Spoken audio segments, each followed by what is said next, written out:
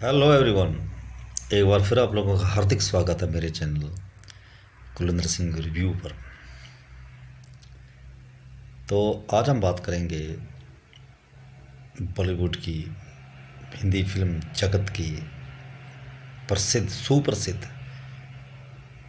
Melodious one and only Lata ji की छोटी बहन आशा भोसले।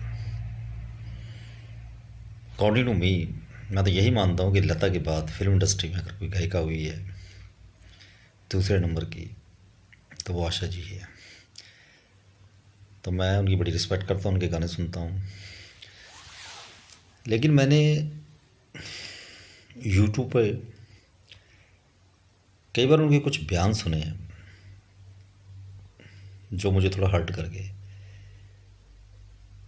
जो बड़े ही अजीबोगरीब से हैं, उनका कोई लॉजिक ही नहीं है। और वो रफ़ी जी के बारे में भी है, ओपी नैयर जी के बारे में भी है। एक इंटरव्यू में वो कहती हैं कि मैं सच बोलती हूँ, मैं झूठ नहीं बोल सकती, मैं रफ़ी साहब को सुनती ही नहीं हूँ, मैं दूसरे गायकों को सुनती हूँ। उन्होंने हेमंत कुमार, किशोर दा या एक दो और गायकों के नाम लिए, कोई बात नहीं, ये तो फिर भी डाइजेस्टेबल है। फिर वो दावा करती हैं कि उन्होंने कुछ गाने जो रफ़ी साहब के साथ गाए हैं वो उन्होंने रफ़ी साहब से बेहतर गाए हैं। फिर वो ओपी नैयर जी के बारे में कहती हैं, जब उनसे पूछा गया कि उन्होंने आपका कैरियर संवारा तो उनको उन्होंने टैलेंटेड ही नहीं माना। कहती है वो तो केएल सहगल जी से प्रभावित थे और उन्हीं को कॉपी किया करते थे जबकि वो गायक थे। पता नहीं उन्होंने ये बात क्यों कही। तो पहले तो आपको वो गाने बताता हूँ जिनमें आशा जी दावा करती हैं कि उन्होंने रफ़ी साहब से बेहतर गाया।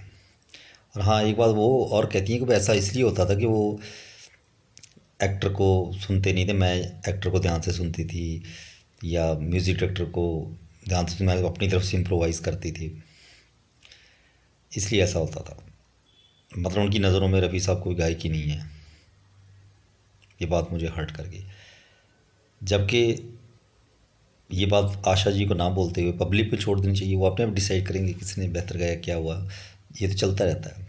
तो वो गाने थे एक तो वो तीसरी मंजिल का अल्लाह अल्लाह मैं हूँ प्यार तेरा, और एक कश्मीर की कली का मेरी जान बल्ले बल्ले। लेकिन वास्तव में ऐसा है नहीं है। ओपिनियन ने उनका कैरियर सवारा, सबको बताया। लता जी से उन्होंने एक भी गाना नहीं गवाया, सारे गाने उन्होंने आशा जी को दिए। तो उनका भी ये एहसान नहीं मानती, ये तो और भी बुरी बात है। और रफ़ी साहब के साथ उन्होंने जो गाने गाए हैं वो अगर आप ध्यान से सुनेंगे तो ऐसा बिल्कुल भी नहीं है। चुरा लिया है, जब रफ़ी साहब की एंट्री होती है, जब वो उन्होंने जो वर्ड बोला है दिल को, जो उनकी गायकी है वो गाने में आप सुनेंगे तो आपको पता चल जाएगा कि उनका क्या स्टैंडर्ड था और आशा जी से वो कितना आगे थे। वो ट्रेंड सिंगर थे, क्या नहीं उन्होंने सीखा था। मैं ये नहीं कहता कि आशा जी कम है, लेकिन ऐसा यहाँ तक कि लता जी से ओपी नैयर ने कभी गाना नहीं गवाया, ओपी नैयर जी ने, लेकिन फिर भी वो उनको नंबर वन और बहुत ही बेहतरीन टॉप का म्यूज़िक डायरेक्टर मानती। इसी तरह ओपी नैयर से जब लता जी के बारे में पूछा जाता है तो वो हमेशा ही कहते हैं कि नंबर वन वही है और नंबर टू आशा जी रहेंगे। जबकि ओपी नैयर लता जी की वॉइस के बारे में कहते हैं कि वो धागे की तरह पतली है, बुराई करते हैं, लेकिन फिर भी लता जी ने कभी उनकी बुराई नहीं की। लेकिन आशा जी तो एक कदम आगे बढ़ गई। तो ये देखिए शोभा नहीं देता। वो अब ओपी नैयर वाला क्रेडिट आर डी बर्मन जी को देने लगी हैं। मतलब चढ़ते सूरज को सलाम करती हैं। और अब इतनी इनकी एज हो गई है तो ये सब बातें जो बयान उन्होंने दिए हैं उन्होंने थोड़े दिन पहले के दिए हैं। अब बताइए, रफ़ी साहब के बारे में कुछ बोलना तो सूरज को दिया दिखाने के बराबर हो गया ना। ये तो बात,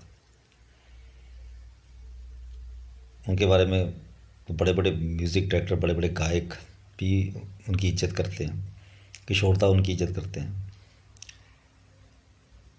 यहाँ तक कि किशोरदा के लिए भी उन्होंने प्लेबैक सिंगिंग किया है, लेकिन ऐसा कुछ नहीं हुआ। उनकी दोनों की इतनी अच्छी दोस्ती थी, दोनों रिस्पेक्ट करते थे। तो आशा जी को ऐसी बातें नहीं करनी चाहिए। आप भी वो गाने सुनिए, जैसा मैंने अब यादों की बारात के गाने सुने, जो भी, चलो जो मैं गाने बता रहा हूँ आप इनको भी छोड़ दें। अगर आप वैसे भी दोनों के गाने सुने तो मुझे कभी ऐसा लगा नहीं कि रफ़ी साहब से अच्छा आशा जी ने गाया, ऐसा कभी दोनों ने अच्छा गाया होता है, मैं तो यही कहूँगा।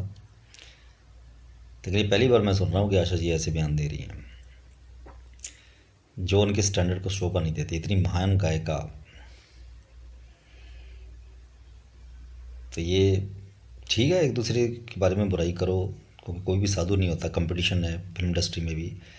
लेकिन इतना आगे बढ़ चढ़ के एक बार तो वो दावा करती हैं कि नासिर हुसैन ने शर्त लगाई थी आर डी बर्मन के साथ कि नासिर हुसैन कहते थे कि रफ़ी साहब बैटर गाएंगे और बर्मन दा कहते आशा जी बैटर गाएंगे, तो बाद में जी बर्मन दा की जीत हुई।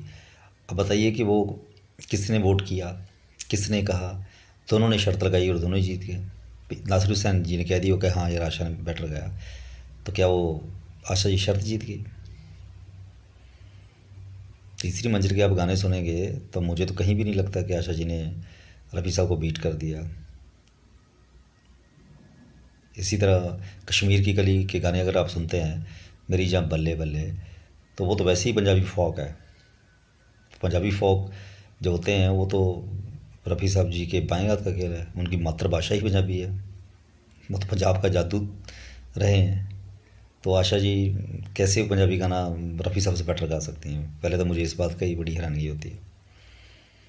और रफ़ी साहब तो किसी भी भाषा में बहुत बढ़िया गाना गाते हैं। उन्होंने तो भोजपुरी, गुजराती, मराठी सभी गाने गाए हैं और वो उनकी भाषा पे बड़ी अच्छी तरह वो कंट्रोल कर लिया करते थे, उर्दू में लिख लिया करते थे।